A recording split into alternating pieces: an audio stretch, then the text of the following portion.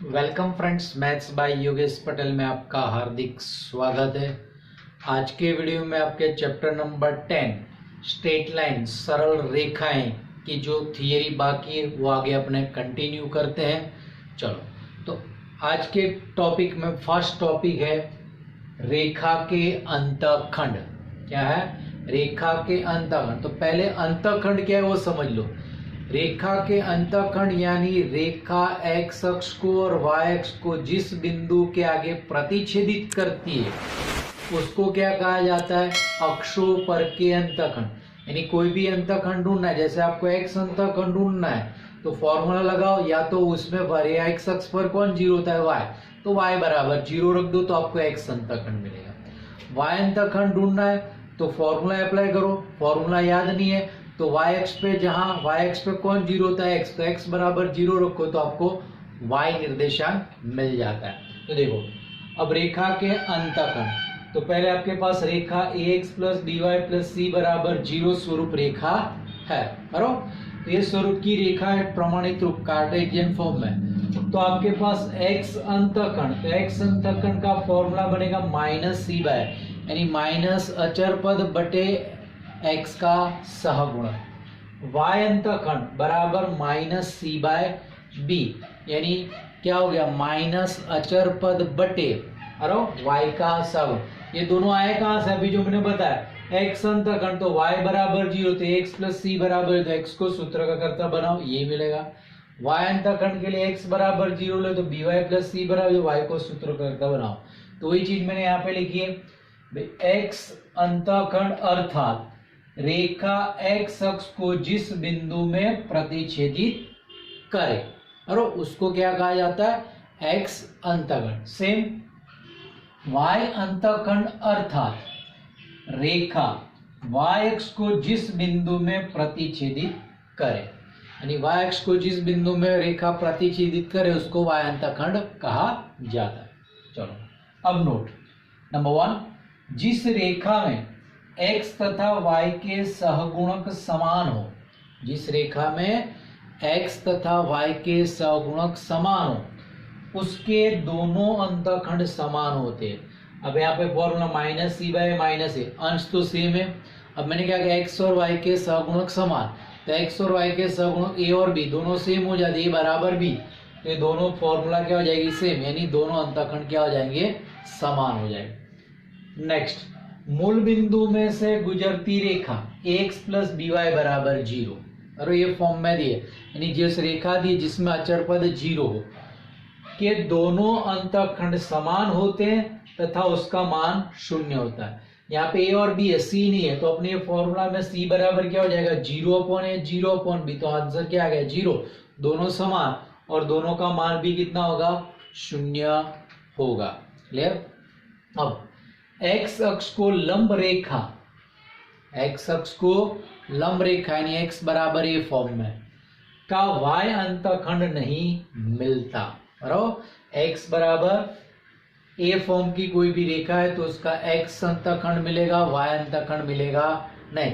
यानी इसमें देखो वाई वाला पद है ही नहीं तो वाई अंतखंड नहीं मिलेगा। और एक्स अंतखंड यानी एक्स बराबर जो बना दो वही आपका एक्स अंतखंड, तो ये रेखा का एक्स अंतखंड क्या होगा? ए। इसी तरह y अक्ष को लंब रेखा, वो लंब रेखा का स्टैंडर्ड फॉर्म क्या है? y बराबर b का x अंतखंड नहीं मिलेगा क्योंकि इसमें x वाला पद ही नहीं है। और y अंतखंड क्या होगा? ये खुद b। क्लियर हो गई चीज? चलो, अब आप आगे अपने चलते हैं। अब रेखाओं के स्वरूप यानी रेखाओं के समीकरण कैसे निकाले जाते हैं, जो कंडीशन दी है उसके आधार पर रेखा के समीकरण कैसे मिलते हैं। फर्स्ट है दो बिंदु में से गुजरती रेखा का समीकरण, यानी आपको दो बिंदु दिए उसमें से गुजरती रेखा का समीकरण ढूंढना है। तो दो बिंदु a x1 y1 पहला बिंदु, b x2 y2 दूसरा बिंदु में से गुजरती रेखा का समीकरण, तो आपके पास है x माइनस x1 बटे में x2 minus x1 equal to y minus y1 upon y2 minus, यानी लेफ्ट हैंड साइड में x जैसा फॉर्म है वैसा ही सामने y फॉर्म में लिख देना। क्या है? x माइनस x1 और नीचे x2 माइनस x1, तो is equal to y minus y1 upon y2 minus y। जहाँ x1 not equal to x2 होना चाहिए और y1 नॉट इक्वल, क्योंकि दो समान हो गए तो हर क्या हो जाएगा, शून्य हो जाएगा। ये दोनों में से कोई भी एक समान होगा तो x अक्ष को लंब होगी या तो y अक्ष को लंब रेखा बन पाएगी। इसलिए ये फॉर्मूला के लिए x1 not equal to x2 और y1 नॉट इक्वल टू, यही समीकरण आप इसी तरह भी निकाल सकते हो। सीधा सारणिक बराबर 0, पहली पंक्ति लिखो x y 1, दूसरी और तीसरी में बिंदु रखना और लास्ट में 1। तो देखो पहला बिंदु x1 y1 1, x2 y2 1 बराबर 0। और इसका विस्तार कैसे करना है, तो मैंने त्रिभुज के क्षेत्रफल में ये सारणिक फॉर्म आया था, उसी तरह आपको इसका विस्तार कर देना है। क्लियर हुई जी। अब ढाल बिंदु स्वरूप रेखा, अरे ये मोस्ट इंपोर्टेंट, ये आपको मैक्सिमम यूज होगा ये फॉर्मूला, ढाल बिंदु स्वरूप। ढाल बिंदु स्वरूप यानी आप कोई रेखा का ढाल जानते हो और वो रेखा जिस बिंदु में से गुजरती है उसका समीकरण ढूंढना है, तो आपके पास क्या होगा, बिंदु और ढाल आ गया। तो उसके लिए आपके पास ये फॉर्मूला अप्लाई होगी कि भाई m ढाल वाली यानी रेखा का ढाल m है तथा बिंदु x1 y1 यानी बिंदु दिया है उसमें से गुजरती, वो बिंदु में से गुजरती और जिसका ढाल m है, ऐसी रेखा का समीकरण। तो समीकरण है y माइनस y1 बराबर m into x minus x1। क्या फॉर्मूला है, y माइनस y1 बराबर m into x minus x1। ये मैक्सिमम होगी, ये दो बिंदु में से गुजरने वाली रेखा का भी अब यही फॉर्मूला अप्लाई हो सकता है। ये दो बिंदु है तो अपने जानते हैं दो बिंदु में से गुजरने वाली रेखा का ढाल आपने निकाल सकते हो।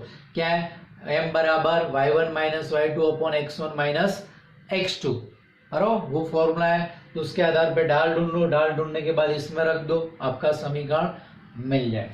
अब नेक्स्ट है ढाल y अंतखंड स्वरूप रेखा। क्या, ढाल y अंतखंड, ढाल जानते हो और y अंतखंड जानते हो, अरे तो आपके पास रेखा का समीकरण कैसे होगा। तो देखो ढाल y अंतखंड स्वरूप रेखा m ढाल वाली तथा y अक्ष पर c अंतखंड काटती रेखा का समीकरण होता है y बराबर mx प्लस c। यानी कोई भी रेखा को आप y बराबर mx प्लस c में कन्वर्ट करो, यानी y को सूत्रकर्ता बनाओ, तो सामने जो x के गुणक में होता है वो रेखा का ढाल होता है, और प्लस या प्लस के बाद जो भी है mx के बाद जो भी है प्लस चिन्ह के साथ, जो भी चिन्ह के साथ जो भी अचर वैल्यू होगी वो आपका y अंतखंड होगा। यानी ये रेखा है, देखो मैंने यहाँ पे y अक्ष को 0 c के आगे काटा है वैसे। इसी पर से मूल बिंदु में से गुजरती रेखा, लेकिन कैसी, जिसका ढाल m है वैसा, तो m ढाल वाली तथा मूल बिंदु में से गुजरती रेखा का समीकरण होता है y बराबर mx। करो क्या, m ढाल वाली तथा मूल बिंदु में से गुजरती रेखा y बराबर क्या होता है mx। ये मैंने y बराबर mx लिखा। आगे देखो हमने यहाँ पे लिखा था मूल बिंदु में से गुजरती रेखा ax प्लस dy बराबर, इसको इस फॉर्म में कन्वर्ट करोगे तो y बराबर minus a by b into x. तो हमने रेखा का देखा था इस प्रकार की रेखा का ढाल क्या होता है, माइनस ए बाई बी, यानी माइनस ए बाई बी रख दो साधुर्भाव, तो यही समीकरण मिल जाएगा। समझ में आया ये चीज आपको। नेक्स्ट टॉपिक थियरी में अंतखंड स्वरूप रेखा। अरे आगे हमने रेखा के अंतखंड ढूंढे थे, अब अंतखंड स्वरूप रेखा।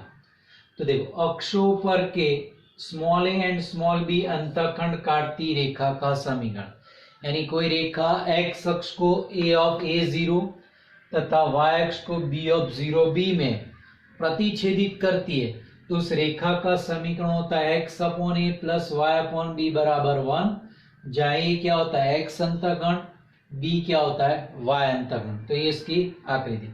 तो इसमें आपके पास जब भी सवाल में अंतखंडों की कोई शर्त दी हो, अंतखंडों का भाई योग इतना है, अंतखंडों का गुणा इतना है, भाई अंतखंड का ये समान है, ऐसी कोई शर्त दी है, तब आपको ये अंतखंड स्वरूप रेखा का उपयोग करना होगा और वहां से आपको वो शर्तों के आधार पे ए और बी ज्ञात करके यहाँ पे वापिस रखो तो आपको अंतखंड स्वरूप रेखा का समीकरण मिल जाएगा। अब नेक्स्ट है लंब रूप रेखा, उसको आप p माइनस अल्फा स्वरूप रेखा भी कह सकते हो। क्या, लंब रूप रेखा या तो p माइनस अल्फा स्वरूप रेखा।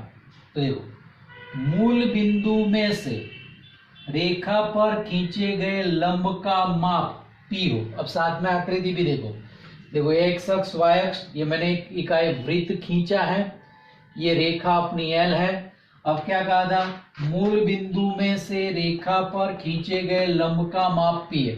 तो यहां से ये लंब का माप कितना है, पी है, तथा लंब को समाविष्ट करने वाला किरण, ये लंब है, लंब को समाविष्ट करने वाला किरण इकाई वृत्त को पी ऑफ अल्फा में प्रतिच्छेदित करती है। तो तीसरे चैप्टर में आपने समझा होगा कि इकाई वृत्त को पी ऑफ अल्फा यानी वो किरण एक्स अक्ष के जो कोण बनाता है वो, तो यहाँ पे आपके पास पी ऑफ अल्फा था, लेकिन यानी ये किरण एक्स अक्ष के साथ अल्फा माप का कोण बनाता है, ऐसा कार्य।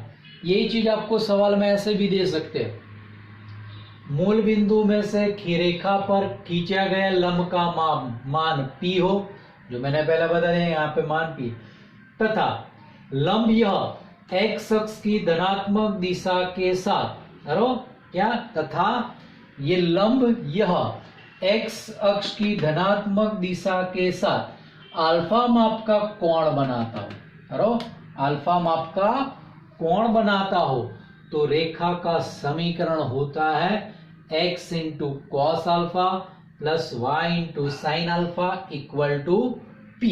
और क्या फॉर्मूला क्या है, x cos alpha plus y sine alpha equal to p, जहां alpha belongs to close open 0 से 2 पाई, यानी अल्फा का मूल्य कोई भी वृत्तपद में हो सकता है।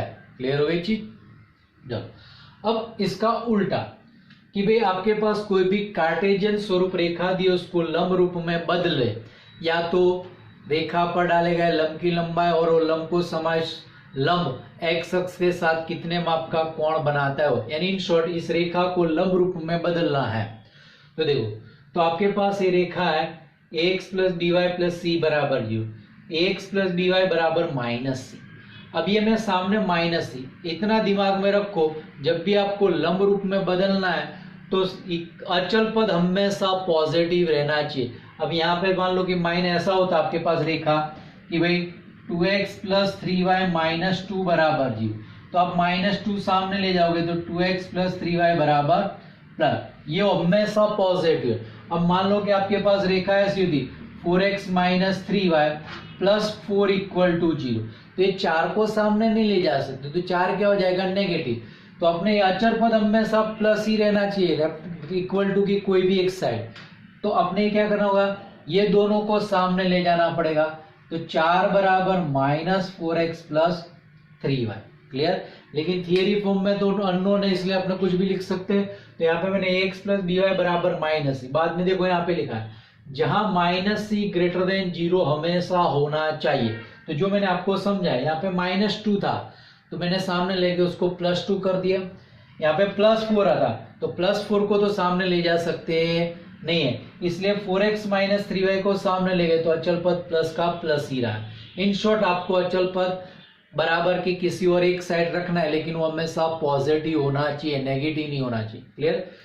उसके बाद इस समीकरण को under root of a square plus b square से भाग, यानी अंडर रूट ऑफ एक्स और वाई के सगुणकों के वर्गों के योग से आपको भाग देना है। भाग दोगे तो क्या बनेगा, a upon under root of a square plus b square into x plus b upon under root of a square plus b square into y equal to minus c upon under root of a square plus b square, जिसकी तुलना आपने इसके साथ करो x cos alpha plus y sine alpha equal to p से करने पर, तो आपका p का मान ये minus c upon under root of a square plus b square.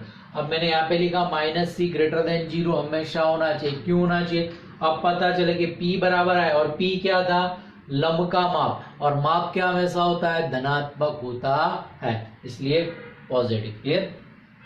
और cos अल्फा बराबर a upon under root of a square plus b square, sine alpha equal to b upon under root of a square plus b square. पर से alpha ज्ञात करें जहां alpha belongs to close open interval 0 से 2 पर। ये दोनों पर से आपको अल्फा ढूंढना है। वो अल्फा कैसे ढूंढना है, दोनों प्लस हो गए तो अल्फा प्रथम वृत्तपाद में मिलेगा, कॉस नेगेटिव साइन पॉजिटिव तो दूसरे वृत्तपाद में अल्फा मिलेगा, दोनों नेगेटिव है तो अल्फा तीसरे वृत्तपाद में, cos negative cos positive sine negative तो अल्फा आपको चौथे वृत्तपाद में मिलेगा।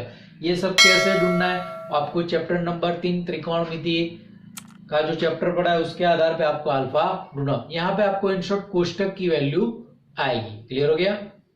चलो अब नेक्स्ट देखो थियरी में, ax plus B Y plus C बराबर 0। कोई भी आपके पास कार्टेशियन स्वरूप की रेखा है x plus B Y plus C बराबर 0, उसको समांतर रेखाओं का व्यापक समीकरण करो।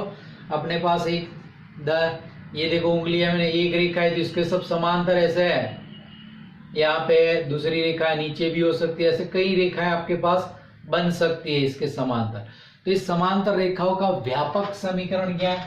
तो वही की वही रेखा, खाली सी का के कर देना है। तो X plus B Y plus C बराबर 0 के समांतर रेखाओं का समीकरण X plus B Y plus के बराबर 0, के नॉट इक्वल टू सी। अब आपको कहा है भाई इस रेखा की समांतर रेखा का समीकरण प्राप्त करो, एक कंडीशन देंगे, वो कंडीशन इस पे अप्लाई कर दो तो आपको के का मान मिल जाएगा। समझ में आया? चलो इसी तरह X plus B Y plus C बराबर 0 की लंब रेखाओं का व्यापक समीकरण। तो ये रेखा है तो इसको सारी लंब रेखा ऐसे बना सकते हो, कहीं बन लंब रेखा बन, तो उसका व्यापक समीकरण क्या है? तो देखो X plus B Y plus C बराबर 0 की लंब रेखा है, तो X plus B Y plus C बराबर 0 के लंब रेखाओं का समीकरण, तीन क्रिया करनी। देखो पहले एक्स प्लस, तो ए और एक्स और वाई के सहगुणों की अदला बदली। तो देखो यहाँ पे बी और ए, यहाँ पे जो चिन्ह है वाई के आगे उल्टा लिखने का, प्लस है तो माइनस करने का, माइनस है तो प्लस का। और तीसरा सी की जगह पे अननोन वैल्यू रख दो। क्लियर? क्या करना है? कोई भी रेखा की लंब रेखा का व्यापक समीकरण लिखना है तो सबसे पहले एक्स और वाई के सहगुणों की अदला बदली कर दो। वाई के आगे प्लस है तो माइनस करो, माइनस है तो प्लस करना है, और अचल पद की जगह पे के कर दो। और जो भी शर्त है वो शर्त इस पे अप्लाई करोगे तो आपको के का मान मिलेगा, और के का मान आपको वापिस रख देना है, तो आपको लंब रेखा का समीकरण मिल जाएगा। अब नेक्स्ट पॉइंट है बिंदु से रेखा की लंब दूरी। अरे समतल में कोई भी बिंदु दिया है, ये रेखा है, यहाँ पे बिंदु है, तो यहाँ से बिंदु की लंब दूरी आपको प्राप्त करनी है। तो बिंदु से रेखा कितनी दूरी पर है वो ढूंढना है। तो आपके पास देखो बिंदु ए x1 y1 से रेखा x plus B Y plus C बराबर 0 की लंब दूरी, तो उसका फॉर्मूला है p बराबर, क्या करना है अंश में देखो मैंने लिखा है एक मानांक में x1 plus B Y one plus C, यानी ये x1 y1 को इस रेखा में x और y की जगह रख दिया, और नीचे under root of a square plus b square यानी एक्स एंड वाई के सहगुणों के वर्गों का योग का वर्गमूल है। क्लियर? क्या है फॉर्मूला? फॉर्मूला कैसे है? p बराबर जिस बिंदु से लंब दूरी ढूंढनी हो बिंदु को रेखा में रख दो एक्स और वाई की जगह पे, और नीचे अंडर रूट में क्या करना है? एक्स और वाई के सहगुणकों के वर्गों का योग कर देना है और उसका वर्गमूल। क्लियर? चलो नोट, मूल बिंदु से रेखा x plus B Y plus C बराबर 0 की लंब दूरी, कहां से? मूल बिंदु से रेखा की लंब दूरी, तो इसमें x1 y1 क्या हो जाएगा? 0 0, तो बचा कौन? c।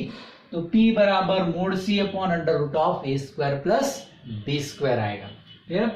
चलो अब इसी पर से समांतर रेखाओं के बीच की दूरी, दो रेखाएं समांतर होती है उसके बीच की दूरी ढूंढनी है, बराबर? ऐसे दो समांतर, तो उसके बीच की दूरी, तो उसके बीच की दूरी, तो पहले तो रेखाएं समांतर होनी है। तो समांतर रेखा X plus B Y plus C one बराबर 0 and X plus B Y plus C two बराबर, देखो समांतर है तो समांतर में क्या होता है? एक्स और वाई के सहगुणक समान होते हैं या तो उनका अनुपात समान होता है, लेकिन अचल पद क्या हो गए? भिन्न।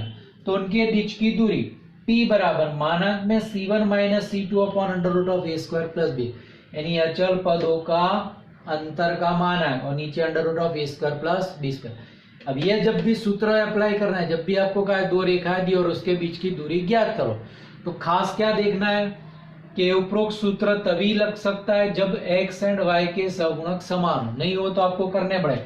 जैसे आपके पास रेखा दी है x प्लस वाई प्लस 1 बराबर 0 और 2x प्लस 2y प्लस 5 बराबर ये, इनके बीच की दूरी ज्ञात करो, तो आप ये डायरेक्ट फॉर्मूला अप्लाई नहीं कर सकते क्योंकि यहाँ पे x एंड y के सहगुणक भिन्न है, यहाँ पे 1 है और यहाँ पे, तो सबसे पहले पहली रेखा को 2 से गुणा करो, बाद में आपको ये फॉर्मूला अप्लाई करनी होगी। आगे समरेख बिंदुओं की शर्त, तीन बिंदु समरेख कब हो सकते हैं? अरो उसकी शर्त है। तो ax1 y1 bx2 y2 cx3 y3 के लिए ये तीन बिंदु अपने पास है। इसके लिए यदि AB का ढाल बराबर BC का ढाल, अरो अपने ABC तीन बिंदु है तो ये कोई भी ढाल, दो ढाल ढूंढो, AB BC ढूंढो या AB AC ढूंढो, क्लियर, ऐसे कोई भी दो ढाल ढूंढो। यदि ये दोनों ढाल समान है तो बिंदु ABC समरेख बिंदु है। ढाल समान नहीं है तो समरेख बिंदु नहीं। यही चीज अथवा करके देखो, ये तीनों बिंदुओं को सारणिक में लिखना है, x1 y1 1, x2 y2 1, x3 y3 1। यदि सारणिक का मूल्य 0 हो, सारणिक का मूल्य 0 हो तो ABC समरेख बिंदु है। तो समरेख बिंदु के लिए दो शर्त है, दो ढाल समान बता दो तो समरेख, या तो सारणिक का मूल्य 0 बना दो तो भी समरेख है। नेक्स्ट पॉइंट है, दो रेखाओं के प्रतिच्छेदन बिंदु में से गुजरती रेखा। अरे दो रेखाओं के प्रतिच्छेद, ये दो रेखा काटेगी तो इसका ये प्रतिच्छेदन बिंदु, इसमें से गुजरती रेखा, कई सारी रेखा गुजरेगी। अरे इस प्रतिच्छेदन बिंदु में से तो कई सारी, ये सारी रेखाओं का व्यापक समीकरण अपने लिखना है। तो रेखा L1 तथा L2 के प्रतिच्छेदन में से गुजरती रेखा का व्यापक समीकरण L1 प्लस लैम्बडा L2 बराबर 0। अरे ये इसका स्टैंडर्ड फॉर्म है कि दो रेखाओं के प्रतिच्छेदन बिंदु में से गुजरती रेखा का व्यापक समीकरण L1 प्लस लैम्बडा L2 बराबर 0। तो ये तो व्यापक समीकरण है सारी रेखाओं का। तो लैम्बडा क्या होगा, जिस लैम्बडा, सभी रेखाओं के लिए लैम्बडा अलग अलग। तो यानी इस प्रकार के सवाल में आपको कोई ना कोई शर्त दी, ये दो रेखाओं के प्रतिच्छेदन बिंदु में से गुजरती, और कहे भाई इस बिंदु में से गुजरती, या तो इसका x अंतःखंड इतना, इसका ढाल इतना, इस रेखा को लंब, इस अक्ष, ये रेखा को समांतर, इसकी लंब दूरी इतनी, ऐसे कोई ना कोई एक शर्त दी। वो शर्त इस पे अप्लाई करो, लैम्बडा का मान ढूंढो और लैम्बडा का मान वापिस इसमें रख दोगे तो आपको मांगी हुई रेखा मिल जाएगी। नेक्स्ट है मूल बिंदु का स्थानांतरण। अरे मूल बिंदु का स्थान, तो देखो मूल बिंदु यानी 0 0 का स्थानांतरण बिंदु H के पर करने से बिंदु PXY के नए निर्देशांक QX' Y' हो तो, अरे क्या कहा है, मूल बिंदु का स्थानांतरण बिंदु H के पर करने से बिंदु PXY के नए निर्देशांक QX' Y' हो तो ये तीनों के बीच में रिलेशन क्या आएगा, देखो उद्गम बिंदु का स्थानांतर यहाँ करें तो P के नए निर्देशांक है, यानी P ये क्या हो गए, पुराने हो गए, और ये क्या हो गए, नए। तो इतना याद रखो कि जहां स्थानांतर करना है वो बिंदु बराबर पुराने माइनस नए। तो H के बराबर x minus y minus x dash y dash, यहाँ पे हम था तो x minus x dash y minus y dash. अब तुलना कर दो तो h बराबर x minus x dash, y के बराबर y minus y dash. Clear. ये जरूरत क्यों पड़ती है कि आपके पास कोई भी अक्ष है, अब आपके पास यहाँ पे ये इसका मूल बिंदु का स्थानांतरण का उपयोग आपको त्रिभुज का क्षेत्रफल ढूंढने का सवाल दे और जिसमें निर्देशांक बड़े बड़े दे रखे, और ए के निर्देशांक मान लो कि भाई 2000,2020, बी के निर्देशांक 2010,2012, सी के निर्देशांक 2050,2015। तो आपको वहां पे और त्रिभुज का क्षेत्रफल ढूंढने में दिक्कत होगी, तब आपको इसका उपयोग करना पड़ेगा जिससे निर्देशांक छोटे हो जाएंगे और सरलता से आप त्रिभुज का क्षेत्रफल ढूंढ सकते हो। क्लियर। क्योंकि अपने जानते हैं कि भाई पतीला है, इसको यहाँ पे इसका आयतन जितना भी है, लेकिन ये पतीले को उठा के दूसरी जगह रख दो तो आयतन बदलेगा नहीं, बदलेगा। तो इसलिए तो ऐसे सवालों के लिए आपको मूल बिंदु के स्थानांतर की जरूरत पड़ सकती है। अब देखो ये तीनों के एक एक सवाल मैं बता देता हूँ, कभी एच के ढूंढने का, कभी एक्स वाई, कभी एक्स डैश है। तो देखो पहला मूल बिंदु का स्थानांतर 2 3 पर करने से बिंदु -3 4 के नए निर्देशांक ढूंढने, नए ढूंढने यानी एच के और पुराने दिए। तो देखो आपके पास h के बराबर कहाँ उद्गम बिंदु का स्थानांतर करना है, 2 3 के आगे। इस बिंदु के नए ढूंढने, तो पुराने दिए तो xy बराबर -3 4, तो x डैश y डैश आपको ढूंढने। तो अपने जानते हैं h के बराबर पुराने माइनस नए, तो नए ढूंढने हैं, तो h के और नए को इंटरचेंज करो, तो नए बराबर पुराने माइनस h के, नए यानी x डैश y डैश, पुराने -3 4 माइनस h के 2 3। तो देखो ये -3 ये -2 ये 4 -3, तो therefore x dash y dash बराबर -5, 4 में से 3 गया 1। हमने नए ढूंढे। अब देखो सेकेंड उदाहरण में देखो, मूल बिंदु का स्थानांतरण किस बिंदु के आगे करने पर बिंदु 4 5 के नए निर्देशांक -1 0, यानी मूल बिंदु का स्थानांतरण ढूंढना है, यानी h के ढूंढना है, पुराने और नए दिए। तो आपके पास यहाँ पे h के बराबर ढूंढना है, पुराने अपने पास दिए 4 5 और नए दिए हैं यानी x डैश y डैश बराबर दिए -1 0। तो अपना फॉर्मूला है h के बराबर पुराने माइनस नए, तो h के बराबर पुराने कितने 4 5 नए -1 0, यानी हो गया 4 माइनस माइनस +1 5 -0, तो हो गया है 5 5, यानी मूल बिंदु का स्थानांतर 5 5 पर करने से आपको ये 4 5 के नए निर्देशांक क्या हो गए -1 0। अब नेक्स्ट, मूल बिंदु का स्थानांतरण 2 -3 पर करने से किस बिंदु के नए निर्देशांक 5 1 हो गए, तो पुराने ढूंढने। तो देखो यहाँ पे आपके पास क्या दिए, h के बराबर स्थानांतर कहाँ कर रहे हैं 2 -3 पर, और नए दिए यानी x डैश y डैश 5 1, पुराने ढूंढने यानी xy बराबर क्वेश्चन मार्क। अब आपके पास क्या है, h के बराबर पुराने माइनस नए, आपको पुराने तो नए इस तरफ आ जाएंगे, तो पुराने बराबर h के प्लस नए, तो h के कितना है 2 -3, नए कितने हैं, नए आपके पास है 5 1, अब इनका योग करो तो 2 + 5 -3 + 1 2 + 5 7 -3 + 1 तो -2, ये चीज आ गई। क्लियर। अब ये स्थानांतर कैसे होता है उस ये समझने के लिए देखो आपको समझा देता हूं।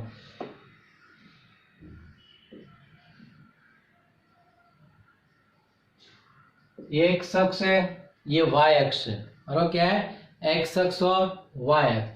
यहां पे आपके पास कोई बिंदु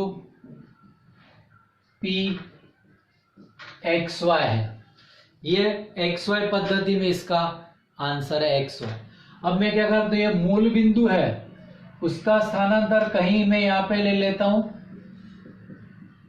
H के बिंदु पर, करो तो यहां पे नई अक्षिस बनाई जाएगी,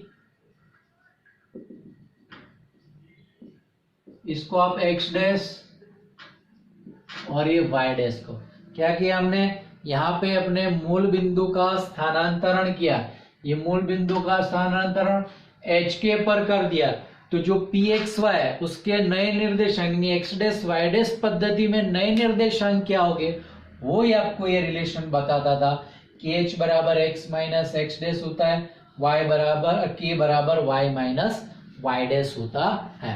तो क्लियर हो गया ये चीज आपके पास। तो इस चैप्टर की आपकी यहाँ पे थियरी कंप्लीट होती है, और ये थियरी आप अच्छी तरह तैयार कर लो, तो ये थियरी के आधार पे आपको सवाल करने में सरलता रहेगी। आज के जो वीडियो में जितनी भी मैंने थियरी चलाई वो सारी की सारी थियरी आपको एक्सरसाइज में यूज होती है। आगे वाले वीडियो में मैंने बताया था कि ये इतने टॉपिक आपके टेक्स्ट बुक में नहीं है, लेकिन मैंने जी में आपको काम लगे इसलिए वहां पे चलाए थे। क्लियर। तो अब आप लोगों को मेरा ये वीडियो पसंद आया हो तो लाइक करना ना भूलें, तथा इस वीडियो को शेयर भी करें। इस वीडियो के बारे में कुछ भी कमेंट करना चाहते हो तो नीचे दिए गए कमेंट बॉक्स में आप कमेंट भी कर सकते हो। अब अपने नेक्स्ट वीडियो में सभी प्रश्नावलियों के हल देखेंगे। तब तक के लिए थैंक यू।